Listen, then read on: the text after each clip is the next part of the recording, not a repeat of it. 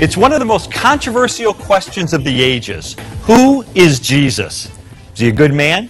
Is he a prophet? Or is he, as Christians believe, actually divine? Well, meet Mike Licona. He's founder of Risen Jesus, a Christian organization in Virginia Beach, Virginia, and co-author of The Case for the Resurrection of Jesus. And here's Shabir Ali. He's founder of the Islamic Information Center in Toronto, Canada, and author of the book, Is Jesus God? The Bible Says No. Now, Shabir, as a Muslim, how is it that you view Jesus? Who is he? You don't consider him to be divine. I consider him to be the prophet and Messiah of God, born of the Virgin Mary. He performed many miraculous deeds. God raised him miraculously, and we expect his supernatural return. But he is not the Son of God. He is not divine in any way. No. Okay, Michael, now you're making the affirmative claim that Jesus is indeed divine. Now, that's an easy claim to make, but what evidence do you have that he believed that and that he proved it to be true? Well, Lee, scholars have established that within just a few years of Jesus' crucifixion, the early Christians were regarding him as divine, despite the fact that he had been crucified. Now, what on earth would have led them to this type of belief, a belief that was so strong that they were willing to die for it? We have historical evidence that Jesus claimed divinity and rose from the dead. When someone claims to be divine and rises from the dead, we should believe him. Shabir, how do you respond to that? Well, I feel that Mike is putting words into the lips of Jesus, saying that Jesus must have claimed that because the disciples believed it. To address the first point, there is nothing recorded in the Gospel showing that Jesus clearly affirmed his own divinity. And second, there is evidence in the Acts of the Apostles and elsewhere in the New Testament that the original followers of Jesus did not actually take him to be God. Okay, Michael, those are important assertions there. Did Jesus believe he was God, and how do we know?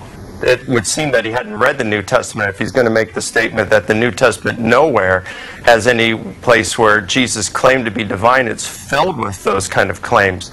But I think what he's probably referring to are statements that can be historically verified or for which we have good evidence. For example?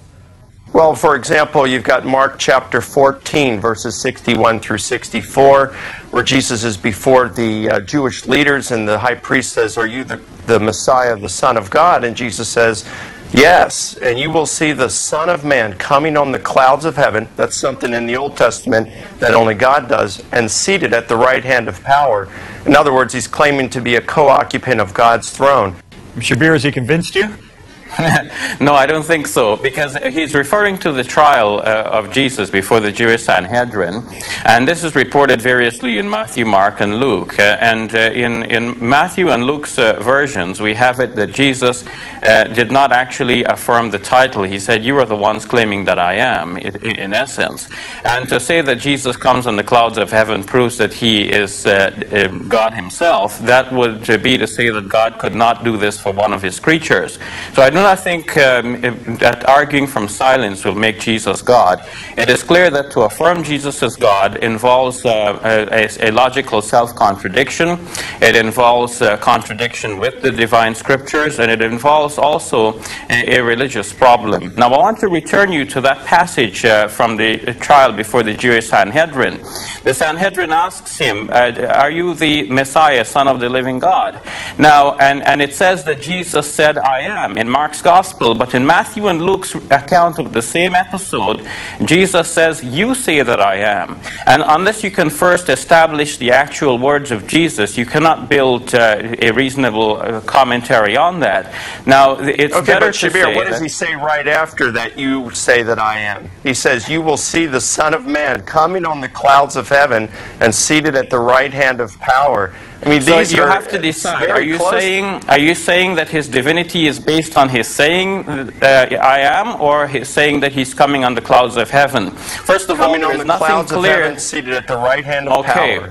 Well, here I'm saying that God can do that for any of his creatures, and that would not make the creature himself God.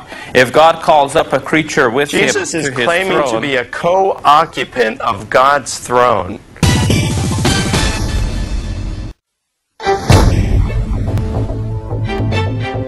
I believe Jesus is God. No, I don't believe Jesus is God. I believe there's a separate I believe Jesus is the Son of God. I absolutely believe that Jesus is God. I don't think Jesus ever claimed to be God. I think probably he was sort of like a pop star.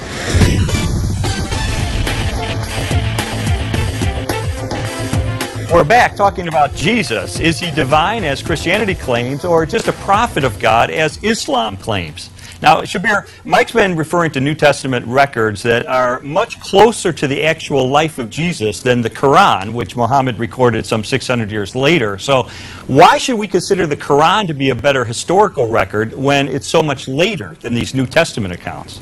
Well, the Quran does not claim to be a better historical record. The Quran claims to reaffirm that teaching which is there in the earlier historical record, namely the Gospels themselves. And it calls upon the people of the Gospel to judge by what God has revealed in the Gospels. And when we look at the Gospels, we see that Jesus throughout was referring to himself as the Son of Man, which means a human being, that he had human limitations. He did not know everything. He said of that day and hour no man knows, not even the Son, but the Father only. He said, I can of myself do nothing.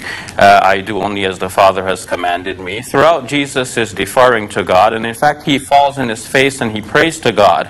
All of these are human attributes which the Quran affirms as clear evidence that Jesus was a prophet, he was a human servant and messenger of God. Okay, Michael, those are some very good points that the Quran talks about and refers to in the Gospels. How do you look at the matter? Well, it's how Christians have looked at it from the very beginning, that Jesus had two natures, a divine nature and a human nature. So simply, he had these limitations in his human nature while not in his divine nature. You must have it such that Jesus is completely God and completely man at the same time. That is like saying that something is a square circle. You cannot be both, because to be human means to have limitations. To be divine means to have none. You cannot be limited and unlimited at the same time, unless you're schizophrenic, in which you have two different personalities here. Okay, Michael, is Jesus schizophrenic? Let's answer that question. Well, no. I mean, he was completely human in his human nature, and he was completely divine in his divine nature, and this is pretty clear throughout the New Testament. But when we come to the Quran, what we find is a Jesus that is quite different than what we find in the New Testament. It's a Jesus who comes out of the womb speaking and preaching. It's a Jesus who's part of a Trinity that includes the Father, Son, and Mary. It's a Jesus that we find in the Gnostic Gospel. I think you have misunderstood the Quran here, because the Quran does not say that Jesus is part of a Trinity that involves God, Mary, and Jesus. The Quran refutes the belief of those... That might be a certain interpretation of it, but the Quran refutes the belief of those who claim this. But what the Quran shows clearly is that Jesus cannot be part of a Trinity, because no such thing as a Trinity exists. That God is one throughout the Old Testament and into the New Testament.